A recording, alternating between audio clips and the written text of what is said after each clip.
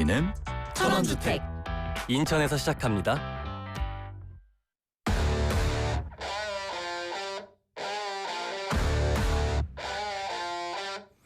네, 4부에서는 대통령실 출입하는 겸손방송국 박형광 기자 나와 있습니다. 안녕하세요. 네, 안녕하십니까, 박형광입니다. 네, 청와대가 네.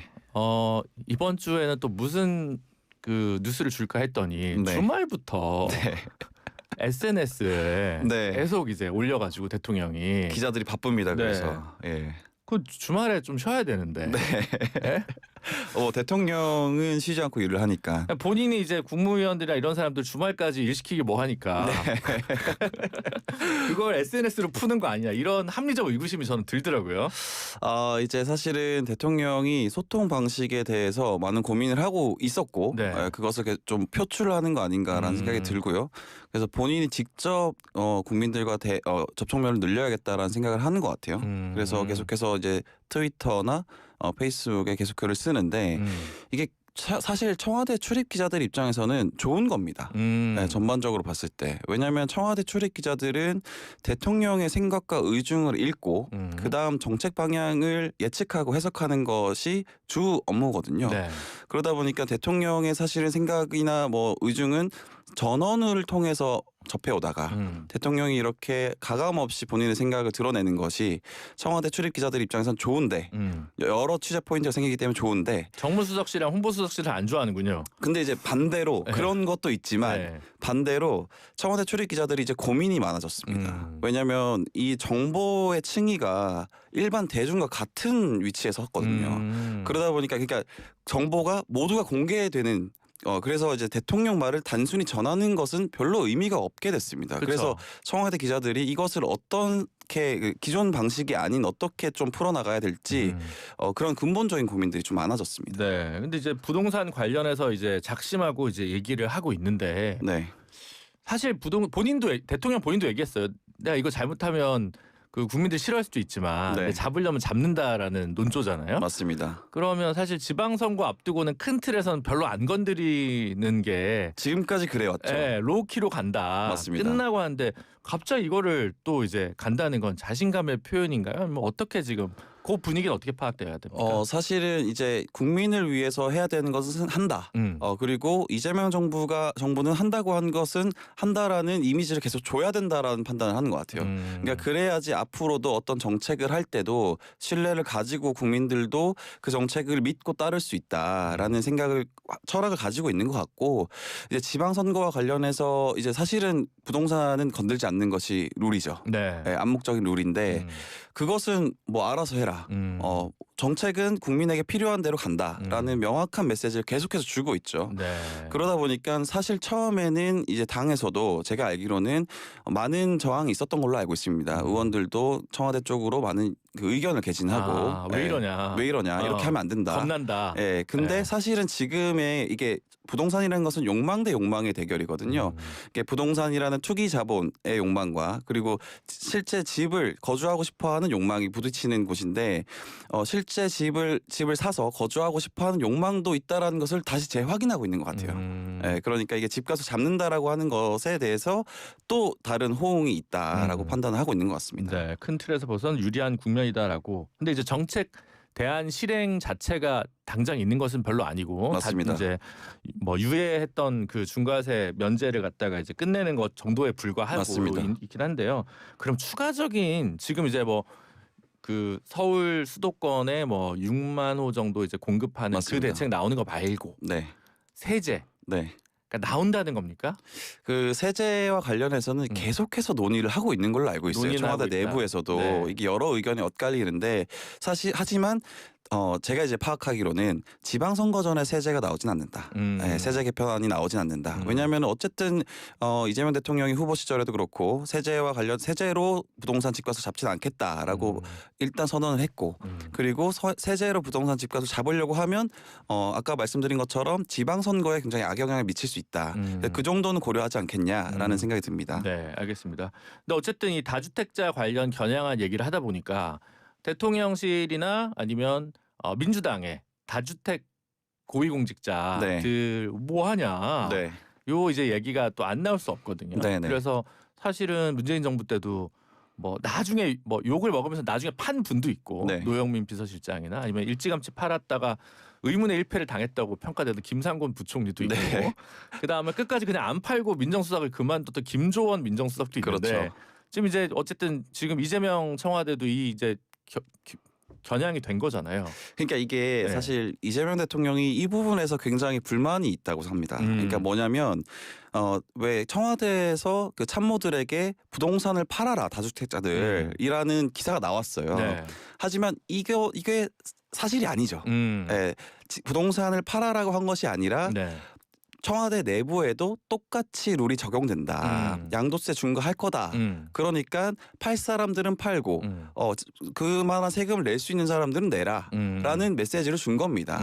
그러니까 이게 사실은 너네 팔아와 이 똑같은 부동산 정책이 시행되니 본인의 이익에 따라서 팔 사람은 팔고 가지고 있을 사람은 가지고 있어와는 완전 별개거든요.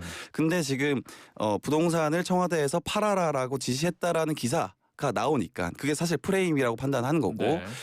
그러고 나니까 그러면은 이게 문재인 정부 때와 상황이 같은 거 아니야? 라는 질문으로 이어지는 것이거든요. 근데 팔아라고 한 적이 없기 때문에 이 질문으로 이어지는 것 자체가 이제 성립이 되지 않는 겁니다. 근데 문재인 정부 당시에는 민주당도 공천 기준에 다주택자는 가급적 배제하는 네네. 소명되는 경우를 제외하면 네. 그래서 이거는 왜 그러냐면 결국은 그러면 너희는 내린다고 잡는다고 했지만 네. 결국 오른다의 포지션에 배팅을 걸고 있네 고위공직자들도 이 네. 신호가 주는 거는 결코 좋은 거는 아니긴 아니죠. 하잖아요. 네, 아니긴 예. 하죠. 하지만 사실은 이게 그만한 자산이 있는 사람들은 가지고 있어라. 그건 상관없다. 그리고 세제를 부담할 수 있는 사람들은 부담을 해라. 그런 이제 메시지이기 때문에 사실 그렇게 바라보기는 쉽지 않다. 그렇지만 강유정 대변인이나 뭐 김상호 춘추관장은 다 매물 내놨다고 기사가 뜨면 근데 그게 시점이 네. 이 세제를 발표하고 난 다음이 아니라 사실 뭐 강유정 대변인도 그 전해 작년에 내놓은 것이고 네. 이제 춘추관장 또한 이게 이번에 다 내놓은 게 아니거든요. 네. 그러니까 이게 사실 시점을 좀 어그러뜨려서 이번에 청와대에서 팔아라고 하니까 내놓은 거 아니냐라는 이제 얘기가 나오는데 그거 자체도 좀 사실관계가 조금 잘못됐죠. 네. 하지만 압박은 받겠죠 대변인 같은 경우에 받을 수 있죠. 뭘 네, 얘기하니까 받을 그러니까 수 있죠. 미리 내놓은 거 아니에요 강유정 대변인 같은 경우에 네. 그럴 수밖에 없겠다라는 생각이 들긴 하네요. 네. 그 다음에 이제 아무래도 물어볼 수밖에 없는 게 이 합당 문제. 그렇죠. 도대체 청와대 분위기 어떠냐, 홍익표 정무수석 분위기 어떠냐. 그 이제 한마디로 말할 수 있을 것 같습니다. 네. 합당은 어느 정도 긍정적으로 바라본다.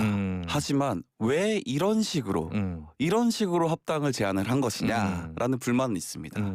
청와대 내부에서도 분명한 그런 불만이 한마디로 정리할 수 있을 것 같고 하지만 대통령의 입장이 무엇이냐 굉장히 궁금한 질문이잖아요. 네.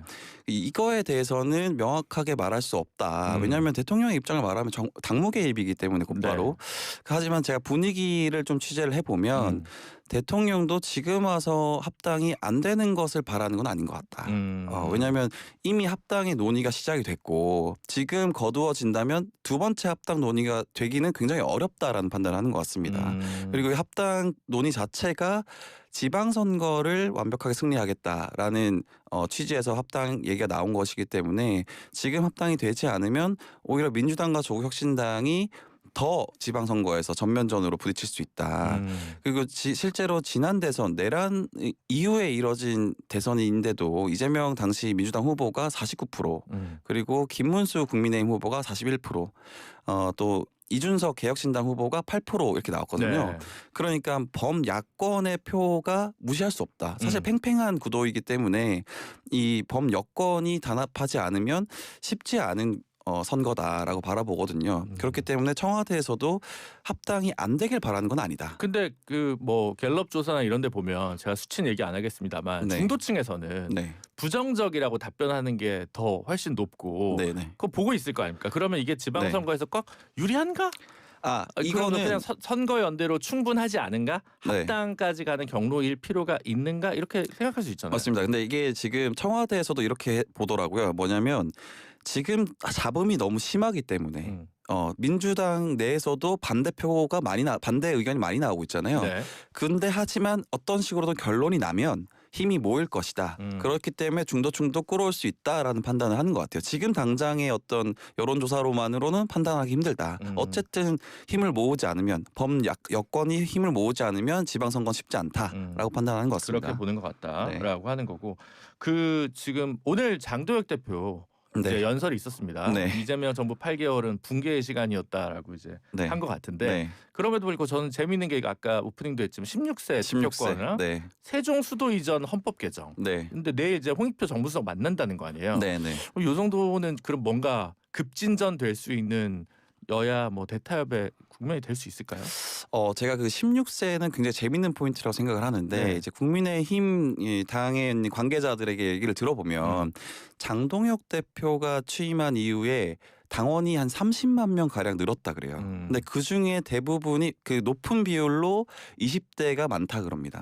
그러니까 지금 국민의힘의 장동혁 대표가 20대에게 소구하고 있다라고 판단하는 것 같아요. 당리당략에 따라 이제 하는 건데. 네, 그러다 보니까 16세로 낮추는 것도 네. 그런 의미가 있는 것 같다라는 판단을 하는 것 같고 사실 이게 정무수석이랑 만나긴 하지만 어떤 타협이 이뤄지기는 좀 쉽지 않을 것 같다. 왜냐하면 대통령이 장동혁 대표와 관련해서는 그렇게 신뢰하지 않거든요. 왜냐하면 기자들에게 따로 말하는 발언만 봐도 좀 독특한 사람인 것 같다. 근데 세종 수도 이전 헌법 개정 이걸 네. 원포인트로 한다면 네네. 한병도 의원은 5.18 원포인트 얘기했지만 네네. 이거는 어쨌든 레거시로 남을 수 있는 거잖아요. 대통령 입장에서도. 그렇긴 하죠. 네. 하지만 이 부분을 그렇게 급진적으로 어떤 여당의 도움 없이 하기는 쉽지 않다. 그래서 여당도 네. 근데 반대할 명분 없잖아요.